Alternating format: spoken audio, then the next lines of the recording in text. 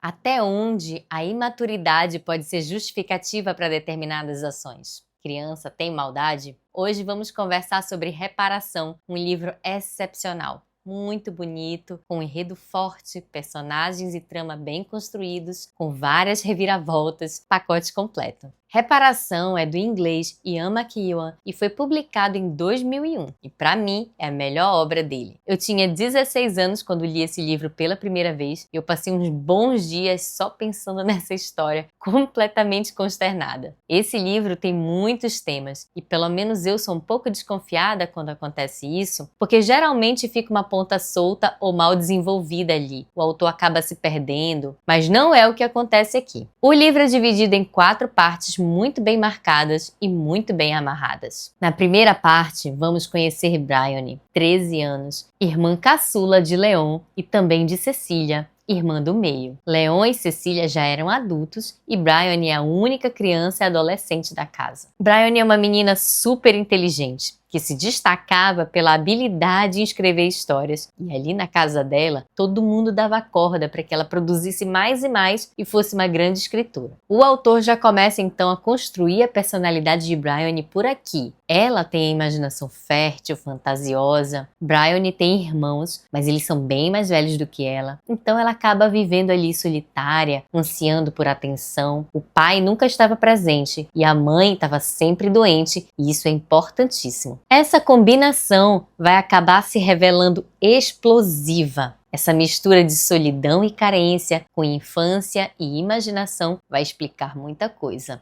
Ou não, né? Bryony, inclusive, está preparando uma peça de teatro para receber em casa o irmão mais velho dela, Leon, como eu já falei, o amigo dele, Paul Marshall, os primos gêmeos e a prima Lola. Arabella em Apuros, a peça que ela estava escrevendo, era uma historinha de uma moça que havia escolhido casar com um conde porque ele era rico. Mas esse conde era perverso demais e ela acabou se arrependendo. E aí, para tentar reparar esse erro, Arabella se casa depois com um médico pobre e aí é redimida, em resumo. Os primos chegam, mas os ensaios vão por água abaixo, porque no início os gêmeos não querem participar. Não gostaram nada do papel que Bryony deu para eles. Lola também se oferece logo para ser quem? A protagonista. Mas Bryony é quem tinha planejado ser a protagonista. Afinal, ela era a dona da história. E assim a peça teve que ser cancelada. O narrador usa boas páginas descrevendo Bryony, e isso vai ser muito importante para o livro inteiro. Bryony escreveu sua primeira história com apenas 11 anos. Como diz o narrador, era apenas umas bobagens, uma imitação de meia dúzia de narrativas folclóricas. O que é legal aqui, e creio que todo mundo vai entender essa sensação, é que Bryony mesma percebia que faltava a ela aquele conhecimento de mundo que é fundamental para a gente fazer uma boa história e despertar a admiração dos leitores. Essa primeira história que ela escreveu só expôs a falta de vivência dela, e ela se sentia ridícula por não ter repertório suficiente para criar um grande enredo, mais profundo, mais complexo. Isso é muito importante para a trama. Cada vez que ela falava, ela estava expondo a si mesma, vocês entendem? Era como se ela estivesse assumindo o quão linear, o quão comum e sem graça a vida dela era. Não tinha adrenalina, não tinha grandes reviravoltas, porque ela só conseguia passar para o papel a experiência que ela teve ou que as pessoas tiveram. E mesmo ela tendo uma imaginação super fértil, na hora de criar, ela sabia que todo mundo ia ver que ela não tinha vivência de mundo, que aquilo que ela escrevia era sobre ela mesma. Ela sabia descrever uma floresta ou um castelo muito bem, por exemplo, com uma riqueza de detalhes impressionante. Mas quando se tratava de emoções, de sentimentos, faltava alguma coisa. Ela sentia que não tinha repertório. Então ela sente falta de ter aquela fofoca bombástica para contar, de ter algum assunto que ia chamar a atenção das pessoas, sabem? O narrador deixa claro que ela gostaria muito de guardar segredos. Ela mantinha um cofre em casa com segredos de 6 números, tinha um diário com cadeado, uma gaveta secreta, mas nada disso escondia uma verdade pura e simples. Ela não tinha segredos. Ninguém sabia do que ela tinha escrito no diário, nem das coisas que ela guardava naquela gaveta, mas também ninguém queria saber. Ela sentia que não tinha nada na vida dela que fosse interessante, ou até mesmo vergonhoso, que merecesse ser escondido. E isso causa uma certa frustração nela. Isso também é outro ponto fundamental para a construção da trama. Esse é um dos poucos casos em que o filme é tão bom quanto o livro. Mas se você ainda não leu o livro, eu recomendo que leia primeiro e depois veja o filme. As coisas vão começar a mudar quando Bryony, com a cabeça fervilhando após a peça ser arruinada pelos primos, ela tá na janela do quarto dela, olhando para os jardins da casa. E aí ela vai ajustando a visão até enxergar Cecília perto da fonte que tinha no jardim. E Cecília está acompanhada de Robbie. Robbie era filho de serviçais da casa, mas sempre esteve ali perto da família, cresceu com Cecília e Leon, e o pai de Cecília pagou boa parte dos estudos dele. Desde cedo já existia um clima meio diferente entre eles dois, mas ninguém compreendia muito bem aquilo. Eles não sabiam se odiavam ou se gostavam. Cecília achava ele muito audacioso, Robbie achava que ela era uma mimada que queria ser independente. Cecília tinha ido levar um vaso muito antigo, que era relíquia da família, para encher de água lá na fonte, no intuito de arrumar umas flores ali dentro para receber aqueles convidados para o jantar. Aí ela acaba encontrando Robbie por ali, e essa cena é uma das chaves para o desenrolar da história, porque acaba acontecendo um embate, um mal-entendido ali entre os dois. Enfim, aquele vaso relíquia se quebra e os cacos caem na água. Então Cecília fica furiosa, se despe, fica somente com as roupas de baixo e mergulha para buscar os pedaços ali. Ela sai da água com os cacos na mão, ensopada, claro, com a roupa grudada no corpo, a roupa de baixo, e Robbie fica com essa imagem sensual dela impressa na mente. Não esqueçam que Bryony está assistindo essa cena e fica pensando qual será esse poder que ele tem sobre ela. Essa confusão entre o mundo infantil e o universo adulto faz uma salada na cabeça de Bryony. Ela não consegue compreender com clareza as situações que presencia e isso é crucial para o rumo que as coisas vão seguir. Enquanto isso, Robbie não consegue tirar a Cecília da cabeça. Aquele evento ali na fonte, a cena dela emergindo da água, furiosa com ele não consegue esquecer isso. E quando ele estava se preparando para ir ao jantar que receberia Leon e o amigo, ele resolve se sentar para escrever uma carta para Cecília. Aí ele fica um tempão reescrevendo o texto, escolhendo as palavras para pedir desculpas, escolhendo inclusive o melhor tom para escrever. Ele não queria nada superficial, mas também não queria nada muito dramático, ou como dizem hoje, nada muito emocionado. Ele escreve que fica um pouco abobalhado na presença dela e diz que acha que a culpa não é do calor. E no final pergunta: "Você me perdoa?" Aí, num dos devaneios, ele resolve escrever uma outra cartinha, que na verdade não era para ser exatamente uma cartinha. Era apenas um desabafo, uma espécie de confissão num diário, ou então uma materialização de um pensamento mesmo, uma brincadeirinha. E essa já tinha um tom mais obsceno, mais sexual mesmo. Aí ele coloca de lado essa carta e vai se arrumar para o jantar. Pega a carta de desculpas, põe no envelope e vai em direção à casa. Quando ele vai se aproximando, lhe ocorreu que talvez fosse preferível que a carta chegasse antes dele para que Cecília tivesse tempo de ler, processar aquilo com calma e ficasse mais coração amolecido depois. Então, quando ele encontra a Bryony no caminho, pede a ela que entregue a carta a Cecília. Aí Bryony, já ressabiada com Robbie, sai correndo para entregar a carta.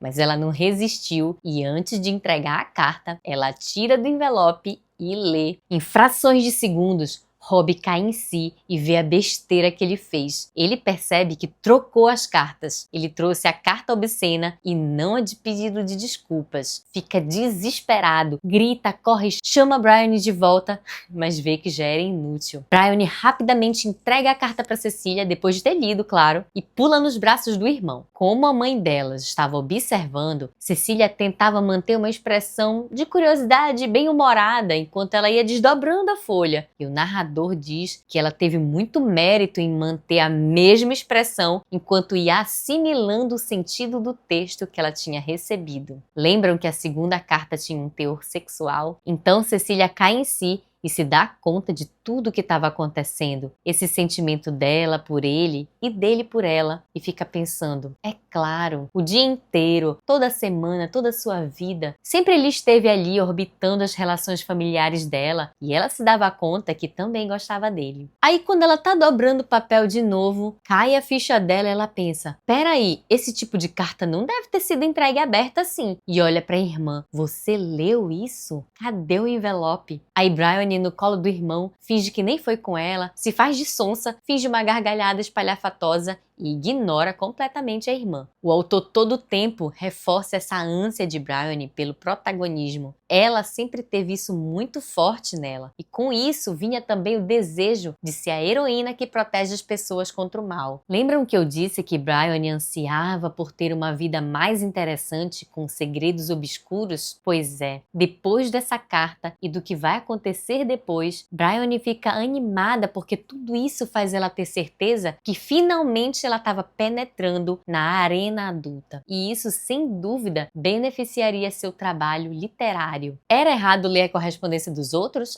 Era, mas para ela era certo, era essencial saber tudo. Ela estava louca para reescrever Robbie. Aquela cena da fonte em que supostamente ele ameaçou que a irmã se despisse e mergulhasse no lago, e aquele clima estranho que restou depois entre os dois, tudo aquilo tinha que ser reconsiderado. O narrador diz que com a carta, a história finalmente teve a reviravolta que Bryony tanto desejou, aquela aventura da vida real, adrenalina, fofoca, segredo, e Bryony começa a ter certeza que a irmã estava sendo ameaçada e era dever dela defendê-la. A gente fica presa nos pensamentos de Bryony por um bom tempo, porque depois daquela carta, ela diz que nunca mais poderia voltar a ser criança de novo. Ela sentia que tinha adentrado numa nova etapa da vida. A mente dela fica num fluxo tão intenso de pensamentos que ela não queria perder nada. Ela acha que devia registrar logo somente um relato simples num diário para não esquecer de nenhum detalhe. Mas o narrador diz que a ambição dela de fazer algo maior, mais elaborado e obscuro dominava ela. Aí Bryony encontra a prima e, movida por uma série de impulsos diversos, inclusive o desejo de contar um segredo e mostrar para a prima que ela também tinha experiência de mundo, Bryony fala sobre a carta e a prima diz que elas estão lidando com um psicopata. A palavra psicopata pareceu perfeita para Bryony, parecia uma daquelas palavras de romances adultos, de histórias adultas que envolviam muito mistério e coisas a serem descobertas. Quando Bryony está indo para o salão, onde vai ser servido o jantar, mal ela tinha processado aquela história, ela ouve um barulho estranho na biblioteca e vai entrando, quando presencia uma nova cena entre Cecília e Robbie, que foi de novo terrivelmente mal interpretada.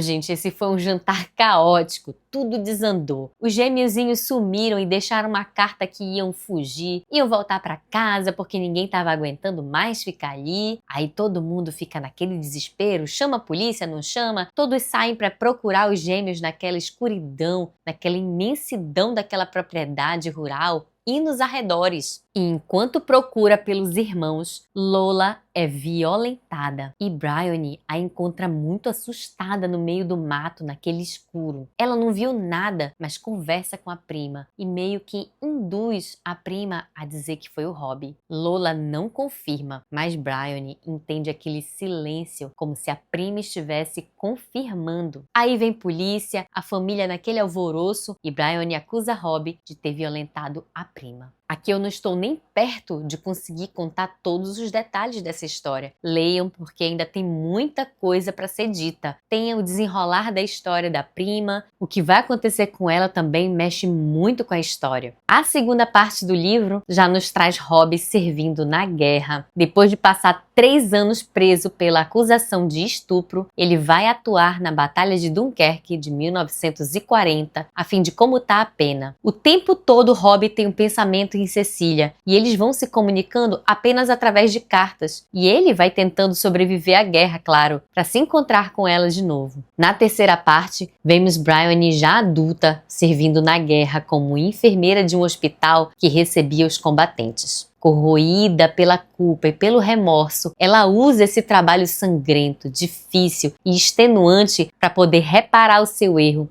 para ficar tão cansada fisicamente e emocionalmente a ponto de deixar de pensar no que ela fez, e principalmente como uma forma de reparação, uma forma de reparar todas as consequências dessa coisa horrível que ela cometeu. O narrador diz que a culpa refinava os métodos de tortura que ela se infligia. Na quarta e última parte do livro, já estamos no final dos anos 90 e Bryony está com 77 anos. Ela é escritora como sempre quis e conta pra gente se a mentira conseguiu ou não selar o destino desses dois jovens apaixonados. Conta todo o trabalho e todo o esforço de uma vida inteira em perseguir uma reparação. E finalmente se ela conseguiu seu propósito. Se trata com certeza de um dos melhores romances contemporâneos. Eu vou ficando por aqui porque a vontade de comentar em detalhes todo o resto do livro é muito grande. Mas esse é um livro que merece ser lido e relido. Me contem aqui se vocês já leram esse livro, se vocês gostaram ou não, e se vocês também acham a Bryony super detestável.